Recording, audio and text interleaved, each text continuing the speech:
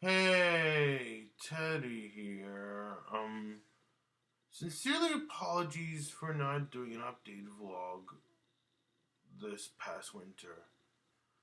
Well, unlike last winter, I tried doing it, but downside is, I didn't get enough sleep during that same exact weekend when I did.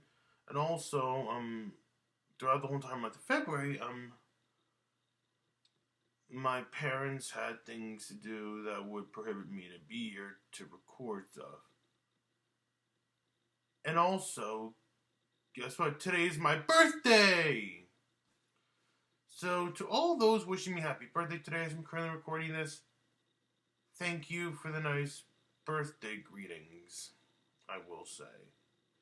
And speaking about my birthday, today, is where I would treat you all an update vlog for the spring. I mean, yes, I know, vlogs aren't everyone's cup of tea, but trust me, it'll be worth it under my standards, you'll see. Now, today, let's kick things off with a bang by, talking about the future of parodies. Like, what the fridge is the future of parodies at this time as I'm currently recording this? Well, I'm still doing more steamed hams. Still doing more Mind Song when I want to. And yes, I'm still doing more Downfall parodies. In fact, there's this one idea of a Downfall parody that I've been long wanting to do for some time, but haven't found as much time to work on it as I wanted to. That'll be, I'm talking, of course, where Hitler finds out about the Billy Goat Tavern. Yeah, and if you liked what I've done for Yoda's weakness, then you'll like, as with parodies of Ariel's transformation, well, whether you all like it or not, I'm still gonna do them one way or another. In fact, luckily back this past fall, I found a new animator, who's not only talented but also is willing to be as a comedy with me as best as he can. Well, if you're ever wondering what took me so long to get the uncensored version of Ariel's transformation on my YouTube channel, well, let's just say, animators came and went for different reasons. Animators came and gone for different reasons. However, regarding what I decided to do, what's next after Ariel's release on here on my YouTube channel in terms of parodies of Ariel's transformation, originally, the first girl that I would do after Ariel was supposed to be Jane Darling. Which, for the record, Jane Darling's transformation will still happen one way or another. However, the direction I decided to go when it comes to planning which cartoon girls I would do Ariel's transformation parodies of after Ariel herself was on my YouTube channel, in tandem with certain Best of the Year feast screenings I would want to do either on my local Alamo or my local Look, depending on per licensing per individual title. Yeah. Now, if you may recall in a community post I made this past winter, I mentioned that.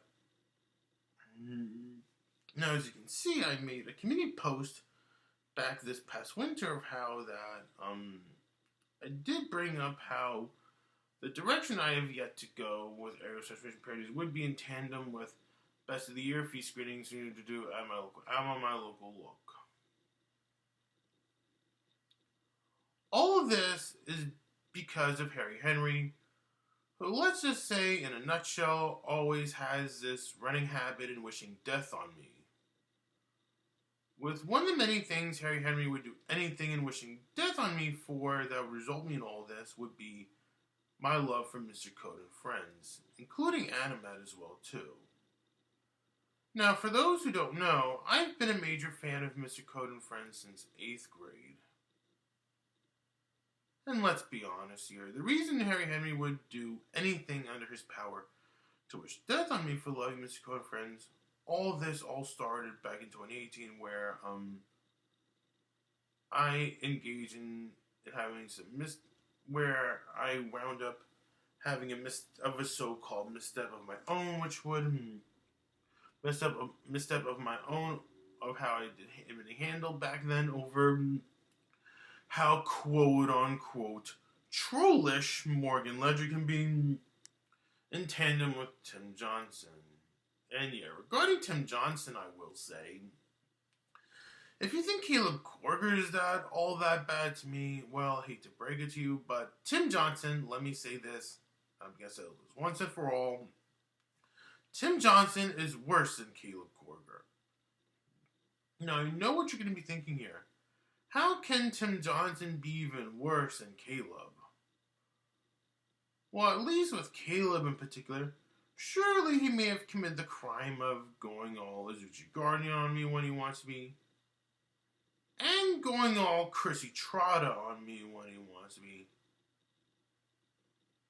and helped tarnish an entire fan community I've been a part of as long as I can remember and still am. But at least Caleb at least Caleb is smart enough not to go all Euro Wheatley. Long story on that. And Caleb, for whatever reason, has learned some things either way, not to, what Caleb did wrong during the late 2010s. Now, for those who don't know, something that always quote-unquote bugged me about Caleb in a nutshell is how, he was just utterly stupid, and, you can tell, especially when he was head admin of the Emma fan club. Yeah. He had no idea what the fridge should be saying, nor doing.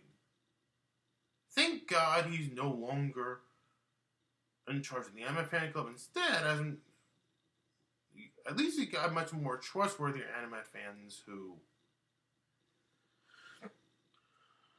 would take charge and helped, Well, funny enough, I was supposed to talk about all this in my 2002 special vlog, which I will still be doing, and I'm going to save discussions regarding upcoming special vlogs for later. But for now, I'm just going to talk about parodies. But anyways, But, yeah. Tim Johnson, he can't learn crap from his mistakes. Oh, you say that I'm not afraid to do bad things? Well, you're not afraid to do bad things too, for everybody makes mistakes. Nobody's perfect. But, yeah. Says someone who would go admit to me back in 2019 that he is a Trump supporter, he is a neo-Nazi. And also, doesn't help either that Tim Johnson has shown to have a horrendous singing voice, and yeah. Tim Johnson, he could go blow his brains out after what he's put me through just in time for COVID. Yeah. But anyways, my love for Mr. Code and Friends isn't all what Harry Henry would wish death on me for. Harry Henry would also wish death me for doing things that may not like this, that may not click with everyone's taste, let alone I may consider doing things in life like this that may not cater to everyone's taste.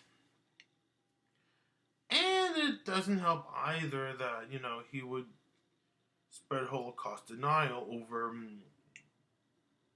when someone other than Andrus did something horrendous to me, like Caleb Corger, who he he himself has helped a number of people to play things too slanderous against me for being a so-called critic against Mike Mixtape. Yeah. Ever wonder why I would dismiss Caleb as having to get as many people as he can into the appreciation of his guardian? Well, all of this is due to how big of a Chris Chan joke Caleb can be for his own merit by playing things to slanders against me for a number of things, including having to be critical against Mike Mixtape.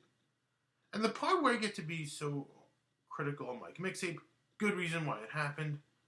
In a nutshell, that is what the famous saying, you should always treat others the way where you want to be treated for, as much as I do all I can to play things nice, play things respectful, and all things kind.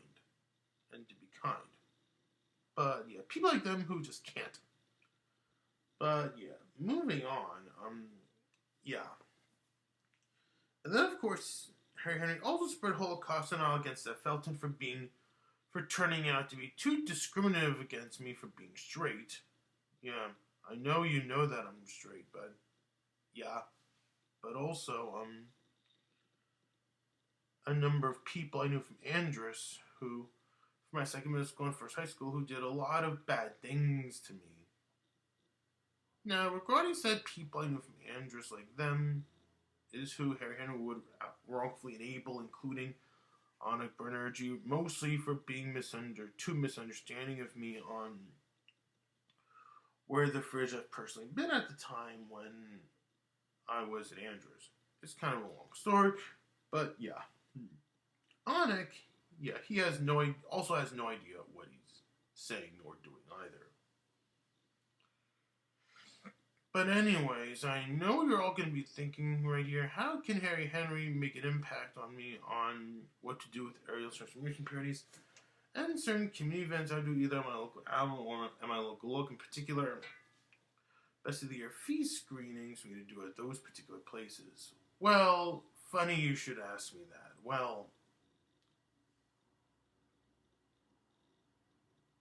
it is what gave me the idea that for who I decided to do for my next Ariel transformation parody I would do here on my YouTube channel after Ariel herself is gotten out of the way. Let's just say it's been decided that I would do Elsa as the next girl as opposed to Jane. I mean, don't get me wrong, Jane Darling's transformation will at some point happen when I feel like it, but the reason I would make Elsa, and yes, I do mean Queen Elsa from Disney's Frozen, be the first girl who I would get for own transformation parody once Ariel herself is released on my YouTube channel, the uncensored one, if you also get the ideas, because, think about it. Now, coming later this year at my local look in Dobbs Ferry, I do have a Best of the Year feast screening of Avengers Endgame in the works. Oh yes, I would be going there as we speak. And yes, I know we've always tend to gush how disappointing we can all be when we so want to be on how Disney can be with the theatrical market when they so want to be in terms of their back catalog content. You get the idea by now. But yeah, I guess Disney in a nutshell, they do what they want to do with their own content. I will admit that it's no wonder how Disney would continuously play things too hard on, you all know my favorite place to see movies, the Alamo Draft House, when it comes to repertory screening of their content. Including stuff like Die Hard, well, unless you're the Rocky Picture Horror Show. But yeah, that's where they play things much more nicer with, look, when it comes to private screenings in particular, anything they own, including their more original content, Pixar, Marvel, Star Wars, and even stuff from 20th Century Fox. Yeah.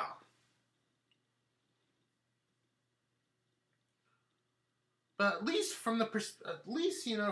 coming from someone who comes all the way from Westchester County in particular, that is better than nothing, I will say. Especially if you want to do a private screening of Die Hard here in Westchester County. You got to look for that. And I know when talking to all of my Alamo folks about it, I know, I can understand how you all feel. You, my lovely Alamo peeps, feel. Of course, I would rather be at the Alamo more so than I would any other theater that exists in the market any day. But here's the thing. The reason I would do community events at Look 2 is more, if anything, more quote unquote accessibility related reasons to see certain movies I like to watch that, I legally can't at the Alamo from a dining point of view at the same time. Now, for how doing community events at Alamo versus Look would work, well, Alamo, usually I would do a 5 to 6 course meal where I would pick out 2 appetizers that click with me, a sandwich, a pizza, and a shake, and sometimes an additional dessert depending on a case by case basis. Usually all based on the overall theme of the event I'd be hosting of. Whereas Look in particular, well, basically in a nutshell, basically at Look it would be a 3-course meal, and when doing Best Buy's too many item feast screenings at a place like Look, usually there would have to be 2 appetizers, 2 entrees, and 2 desserts by minimum that can fit within the overall theme of the event that can easily fit that can be considered as quote unquote relevant to the theme of the event to do.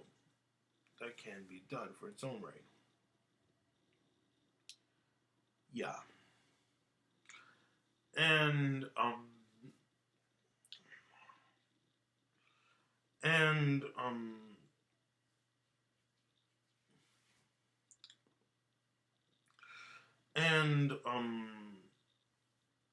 yeah. In regards to what will be next after Elsa, well, Jasmine from Aladdin would be next. And I knew from my next 2 Ariel for my first parodies after Ariel host the uncensored version of Ariel herself was released on my YouTube channel that I knew that I would do Elsa next and then Jasmine, because let's be real here. Now the reason is due to now when we look back at 2019 as this from a theatrical movie point of view, that 2 of the girls that 2 our biggest waifus in 2019 in terms of would include Elsa and Jasmine. Now, okay, it's kind of a shocker that, that Disney would dare make a live-action remake out of Aladdin. If you think Return of Jafar is that bad, well, live-action remake of Aladdin, worse. But even with that, it would still be a really rare Best of the Year feast screening where I would get to include Jasmine to simply represent, well, the live-action remake. And I couldn't matana my folks that the Jasmine who I would use for when I do my own transformation parody of her, when I do Jasmine's transformation, that Jasmine would look more like how she is in the original film released in 1992, if you so get what I mean. Yeah. And regarding Elsa's transformation, well, I always knew that when I feel like doing Elsa's transformation, and the same can also likely be said about Anna's transformation too, that they would base more how they are in Frozen 2. Why? Because especially with Elsa, that if I had favorite memories watching Frozen 2, it would have to be her hairstyle, which felt as long as, something that would make me want to base Elsa more on how she looked in Frozen 2 when doing Elsa's transformation is, Elsa, would, whatchamacallit, oh yes, right, Elsa, she looks that gorgeous and beautiful Ariel style. And, yeah.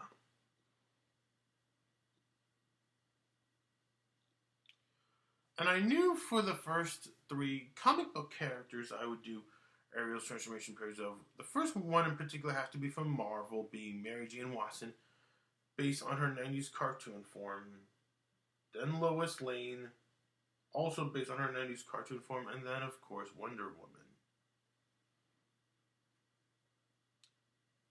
As for When the Fridge, I will do Jane Darling's transformation. Well, one thing I can and will say for sure that it'll be obvious that, that Jane Darling would be one of the first two short-haired girls I would give her own Ariel's transformation period for me to do on my YouTube channel. The other one being Snow White. And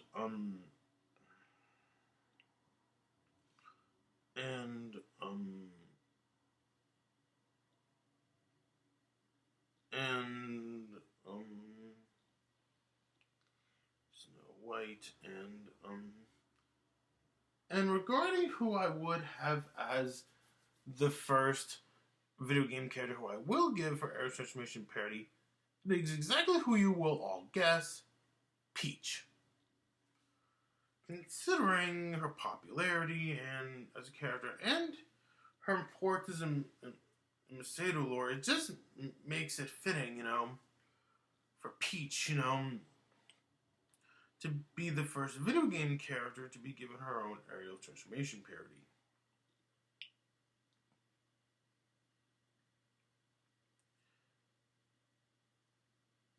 And regarding the first anime character as well as first Sailor Moon character, Sailor Mars. For first Totally Spice character I'm doing a transmission parody of, it would have to be Sam.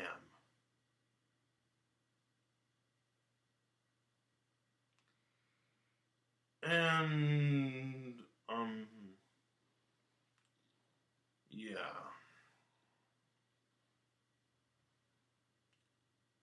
And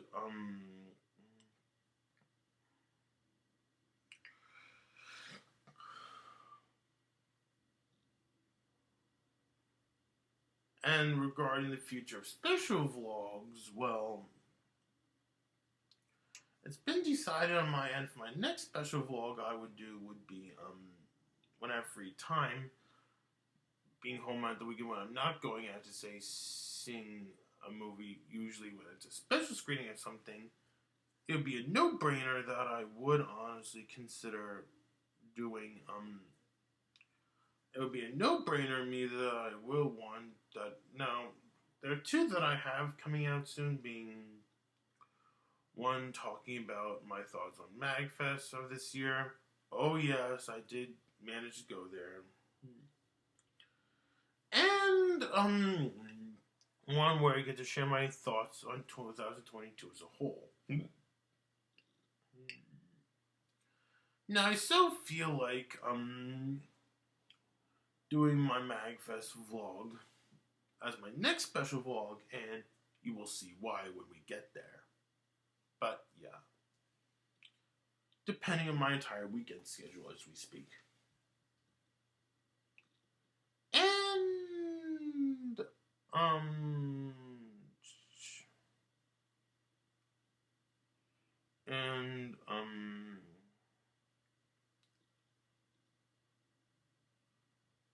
And yeah. And now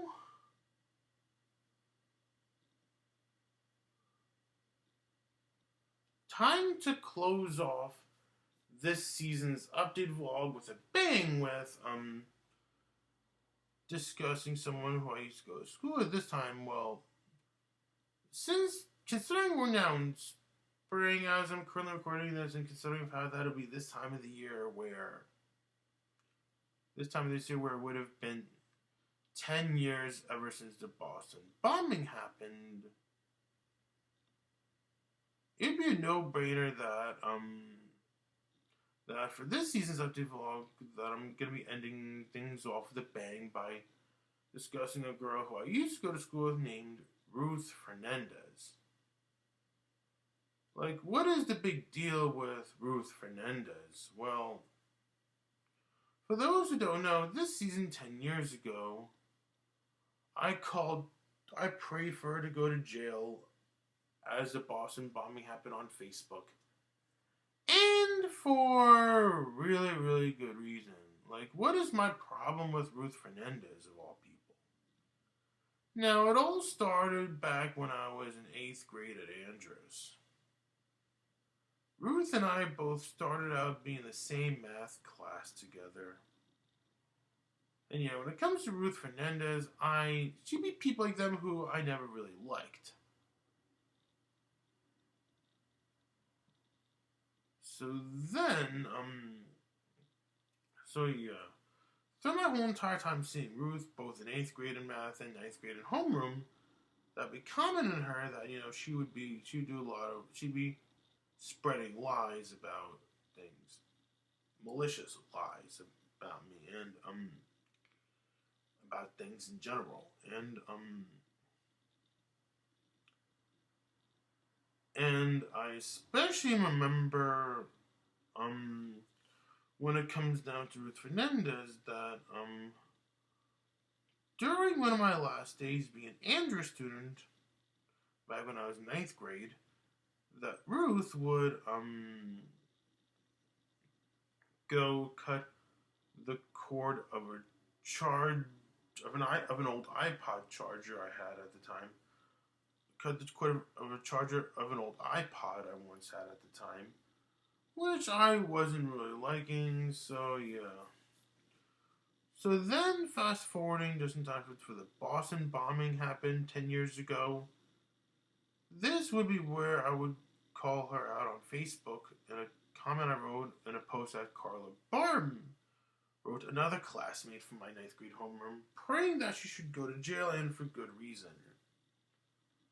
But why should she go to jail for simply all the bad things she did to me back when we were both at Andrus, starting out when I was in 8th grade in math, and then one last time 9th grade at homeroom? Well, it all started, during that same exact time when I was in high school at Westbrook, where, I was beginning to go home with my mother, right? My mom just picked me up from Westbrook to take me on a home visit, right? Anyways, I remember my mother told me stories a while back of how that, a random student at Edenwald would dare not dial 911 and false report about certain things, and then went to jail, let alone get expelled.